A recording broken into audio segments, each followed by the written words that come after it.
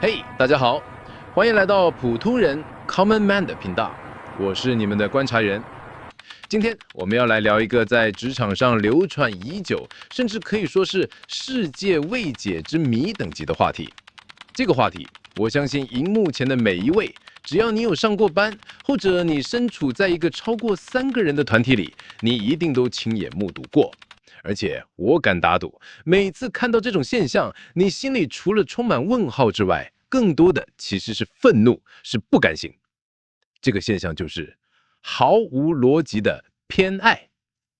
我想请大家回想一下，在你的公司或者是你过去待过的某个团队里，有没有这样一号人物？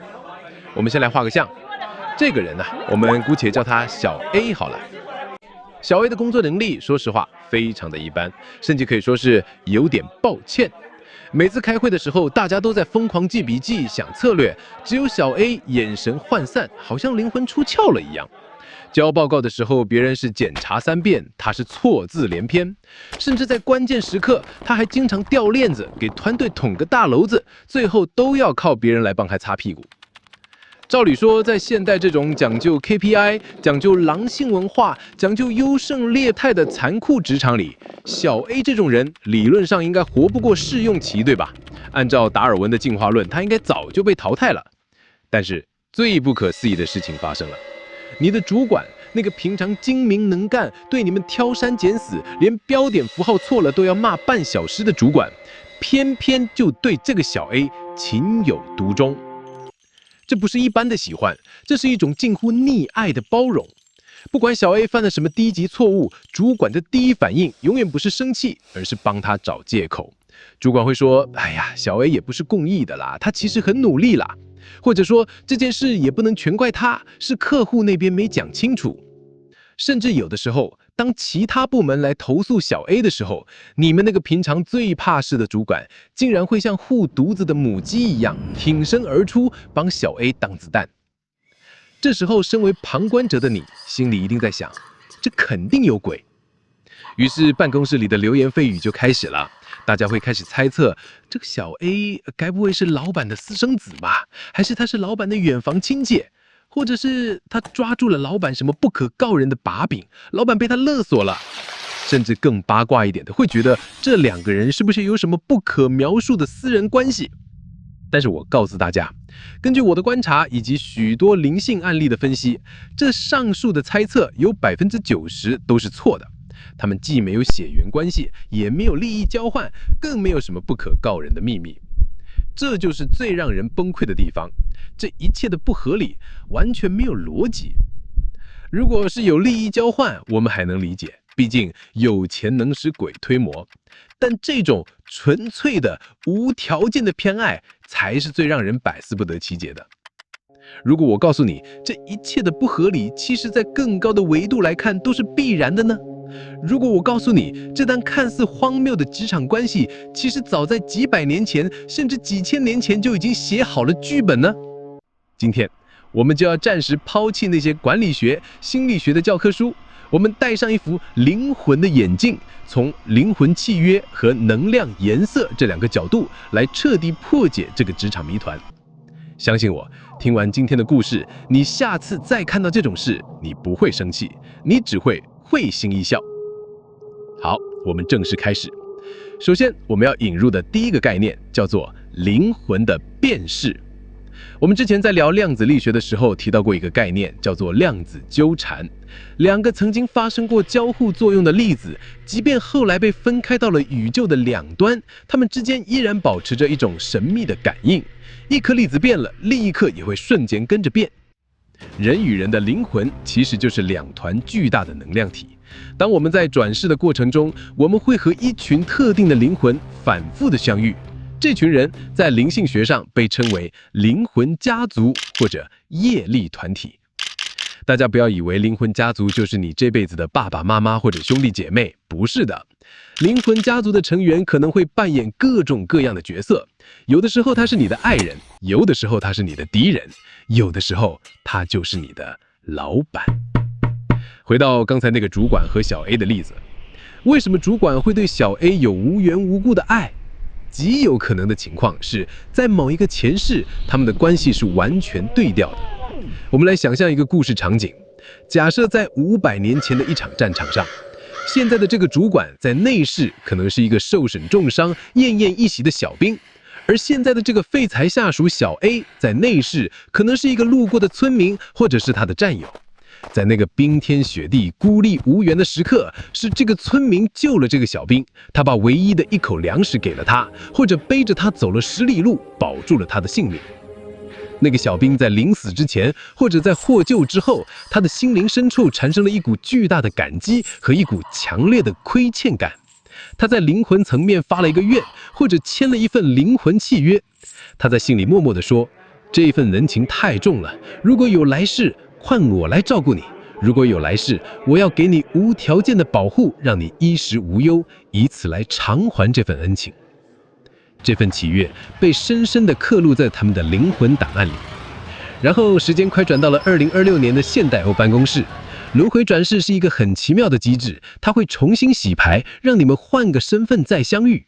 这一世，那个曾经的小兵变成了掌握权力的主管，而那个曾经的恩人变成了能力平平的小职员。当他们在面试会议室第一次四目相对的时候，注意哦，这是一个非常关键的时刻。在肉体层面，他们是完全陌生的。主管看着履历的，心里想着这个人的学历很普通嘛。但是在他的潜意识中，在他的灵魂层面，那个警报器突然响了，一个信号穿透了时空，在他的脑海里说：是你，我认的这个频率，我找你很久了。这种认出不会转化成具体的记忆，你不会突然想起前世的画面，它会转化成一种莫名的好感和一种无法控制的保护欲。所以当小 A 把事情搞砸的时候，别人的反应是这人真笨，扣他薪水。但是主管的潜意识反应是他是我的责任，我必须保护他。这是一种源自灵魂深处的本能驱动力，这股力量比公司规章、比绩效考核、比逻辑理智都要强大10000倍。这就是为什么你跟老板讲道理没用，因为你在跟他谈现代社会的商业逻辑，而他在履行一个古老的灵魂承诺。你们根本就不在同一个维度对话，这是在还债，还债是没有道理可讲的。好，如果说前世契约这个概念你觉得稍微有点玄幻，那接下来我们讲第2个概念，这就比较科学了，甚至可以说是物理学的范畴，那就是灵魂的颜色和能量的共振。大家知道万物皆是能量，声音是频率，光是频率，我们的人体本质上也是一团震动的阿子。每个人因为性格、经历、修为的不同，我们的能量场会震动出不同的频率。如果把这个频率视觉化，那就是所谓的灵魂颜色，也就是很多人说的气场或者 aura。我们来分析一下，一个能当到主管或老板的人，他的能量频率通常是什么样子的？要在职场是杀，要背负业绩标力，要管理团队，这类的人的大脑通常长期处在高频运转的状态，他们的能量场往往是非常锐利的、高压的、快速的。在凝视者的眼里，这种颜色通常呈现为深色的、焦色的，甚至是带点焦虑的暗红色。这种能量场很强大，但也很刺人。这就是为什么你跟老板在一起会觉得压力很大，觉得空气凝固了，因为它的频率太高了，一直在往外辐射破别感。这时候我们那个废材同事小 A 登场了。小 A 之所以工作能力不行，反应慢半超，从能量的角度来看，是因为他并没有被这个高压的现代社会完全的驯化。他可能活在一种比较原始、比较天真，甚至有点钝感的状态。他的脑波可能大部分时间都维持在比较慢的 alpha 波，甚至 theta 波。他的灵魂颜色可能是一种非常稀有的温暖的红色，或者是柔软的粉色，甚至是那种毫无攻击性的乳白色。重点来了，各位同学，这就是物理学上的共振原理。那个雷厉风行的老板，他的内心深处其实是非常孤独的、非常紧绷的、非常疲劳的。他的能量场像一张拉满的弓，随时都快断了。而全公司几百个精英里面，每个人都跟他一样紧绷，每个人都想着要表现、要上位，大家的频率都是尖锐的。只有这个小 A，当小 A 靠近老板的时候，就像是一个高温的铁块突然遇到了一池温柔的春水。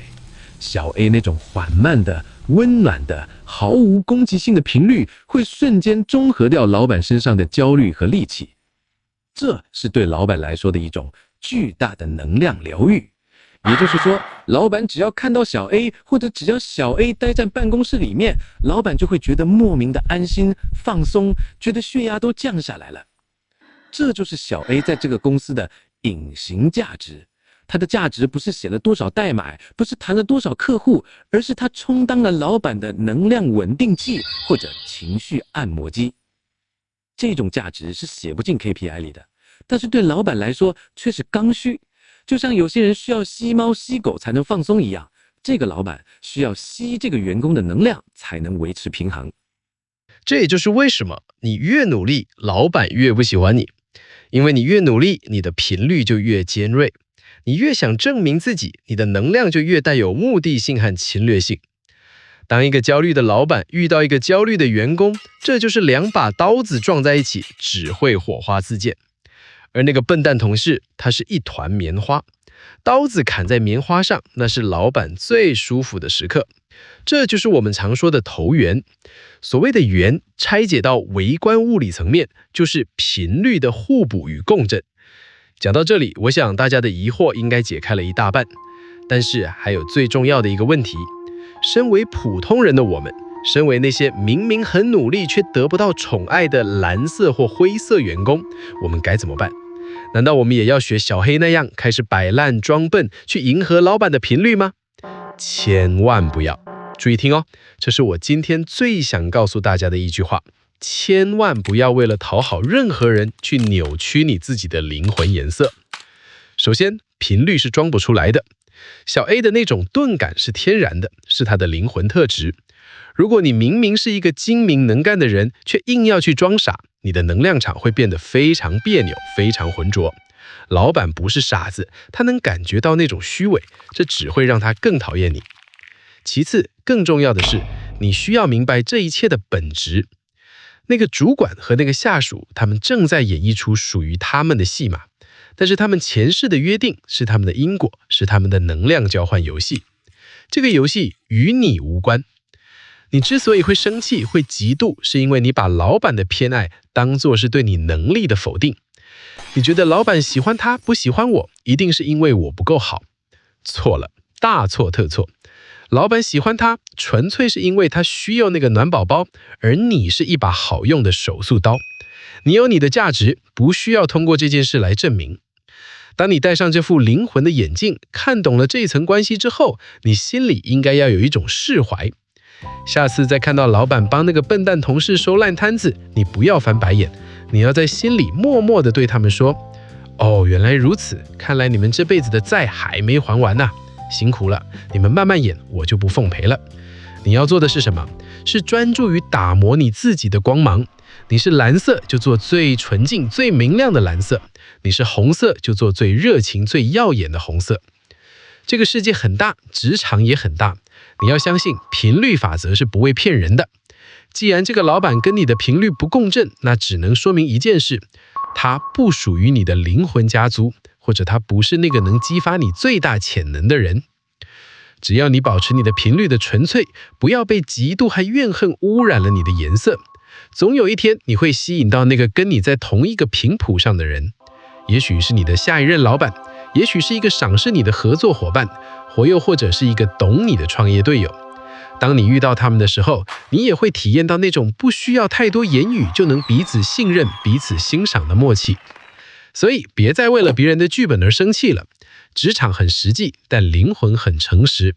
从今天开始，做一个清醒的旁观者，守护好你自己的颜色。好了，今天关于职场灵魂颜色还前世契约的故事，我们就讲到这里。你在职场上有没有遇过这种让你觉得绝对是前世情人的上下级关系呢？或者你自己就是那个幸运的小 A 呢？欢迎在留言区跟我分享你的观察。如果你喜欢今天的影片，请帮我按赞、订阅、分享。我是 Common Man， 我们下个影片见，拜拜。